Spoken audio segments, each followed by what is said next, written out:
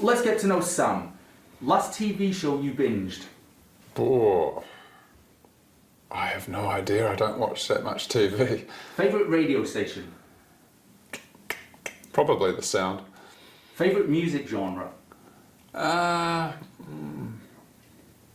quite like 70s rock. Beer or wine or neither? I don't drink. PC or Mac? PC. Council or commissioners? Council. Drive yourself or take public transport? Drive myself, no option. Favourite evening meal you cook yourself? Probably lamb shanks. Anything slow cooked. When was the last time you cleaned your toilets? Well, I think my wife asked me to do it about 2 months ago. On to business. Why are you the right man to replace Simon Bridges for National? I think there's a few elements to that. I have a very stable life. I've got a loving wife and 3 wonderful kids. I've also had a lot of experience within banks and overseas, and I think they valued that. They also valued that small banking experience. So I think there was a whole package there that they looked at and they thought, this is the guy who can take over from Simon. What's the single biggest issue facing Tauranga that's so important you'd die in a ditch over? Transport. How are we going to get through that? When I go and talk to people, they say that they're spending far too much time in their cars.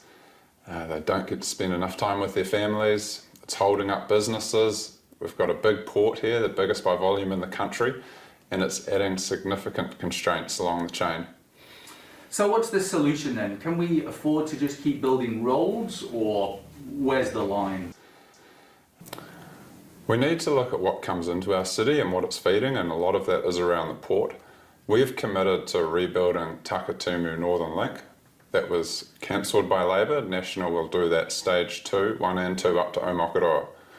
We also need to look at some other major pieces, and we will be considering what's happening around State Highway 29 and around the Hewlett's Toll and Totara streets. Youth crime is in the news a lot lately. What's the solution? Yeah, there's a big problem there with youth crime, and I see it when I walk around town through the bus street here in the city, and it is a little bit frightening. And I'm a big guy as well, so it's off-putting, I imagine, for pretty much everyone in society. We need to back our police. We need to ensure that people know that if they break the law, they will be held accountable. There are also other issues that come into it. I mean, there is a social investment need that we will look to pick up. Bill English started this off. Unfortunately, he didn't get enough time to go through with it. But Nicola Willis will be leading the charge on this, so we can really zero in on some of those sensitive issues and help address them early in people's lives so we can stop them falling off the cliff. Labour's focusing on the ambulance at the bottom. We want to empower people so they don't fall off in the first place. So it's not just about stiffer sentences, harsher punishments. There's a 2-pronged approach that needs to be taken. We need to look after people in the early stages of their lives, get that social investment right. But when people do break the law, then they need to be held accountable. And what also needs to be looked at is the huge gang presence we have here in the Bay of Plenty. They run around with impunity, ride their bikes through town, through suburban streets, and frankly, they're not being pursued. So we need to alter that approach. We also will look at bringing back in firearm prohibition orders so we can search gang members and remove the weapons that we know they have. Cost of living is affecting everybody some more than others. What solutions can a government bring? There's a few things they can get right there. I mean, we don't need to be pumping the economy full of money at a time when inflation is running hot at 6.9%. Grant Robertson missed a really important opportunity last week to restrain some of the spending that's going on. He missed it. So we need to be a lot more targeted and focused when we do spend, and this government hasn't got it right.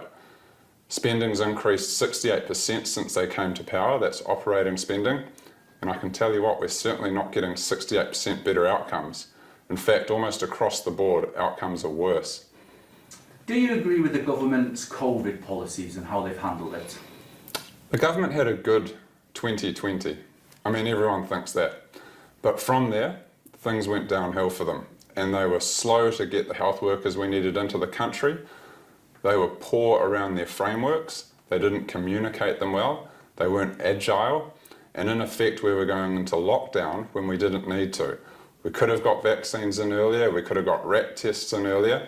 but instead the government was more focused on congratulating themselves instead of getting out there and ensuring that we could prevent future lockdowns in New Zealand. But NZ has had a lot less deaths per capita than most of the other Western countries. So is that a bad response? We have had less, but in saying that, we have had great economic cost. The government's had to pump huge amounts of money into the economy to keep it afloat because they put us into lockdown because they hadn't done what they needed to do. They hadn't got the RAT tests in, they hadn't secured the vaccines.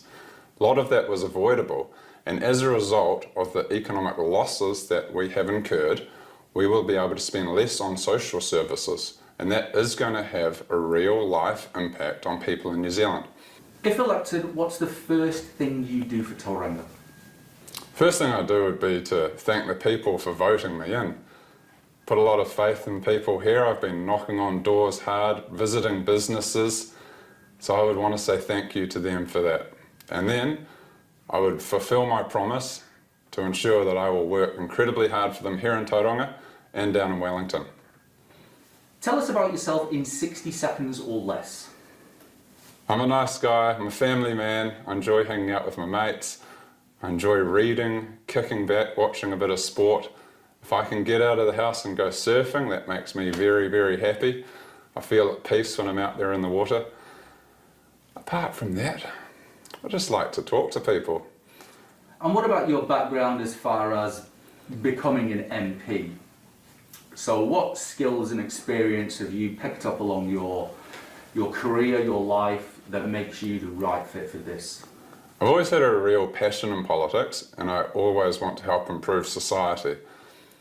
Gone and worked overseas for 12 years in Sydney and Singapore, leading teams, leading functions, and so I've seen a lot of what works and how to do things better and how to get the best out of people. Living in world-leading societies, you take back that knowledge and you bring that skills, that vision back into New Zealand, and that's what I'm also bringing back here. I'm a director of a small business, so I've turned around a company and I know how to get things done. That's something unique to me over the other candidates, and I will bring that here to Tauranga.